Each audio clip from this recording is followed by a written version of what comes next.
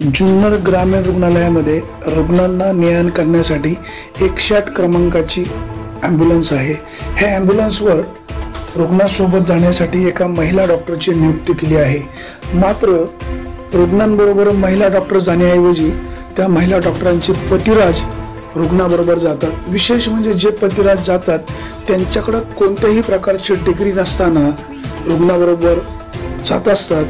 जर उद्या त्या गाडीमध्ये त्या रुग्णाला काही झालं तर याची जोखीम कोणाची? विशेष म्हणजे त्या गाडीमध्ये जे लॉगबुक असतं त्या लॉगबुकमध्ये महिला डॉक्टरचं नाव लिहिलं जातं, प्रत्यक्षात मात्र रुग्णाबरोबर ते पतिराज असतात। जुन्नरच्या ग्रामीण रुग्णालयाचा कारभार याच्यापेक्षा किती चांगला चालू असेल ते ह्या उदाहरणावरून स्पष्ट होत आहे। ग्रामीण रुग्णालयाचं प्रशासन, वरिष्ठ वैद्यकीय अधिकारी याकडे लक्ष देतील आणि काळजी घेतील। जर उद्या त्या गाडीतला एखादा रुग्ण दगावला तर ती जोखीम कोणाची हाही प्रश्न ऐरणीवर आहे। शोध बातमीचा, ध्यास सत्याचा, आपण पाहत राहा फक्त विघ्नहर टाइम्स।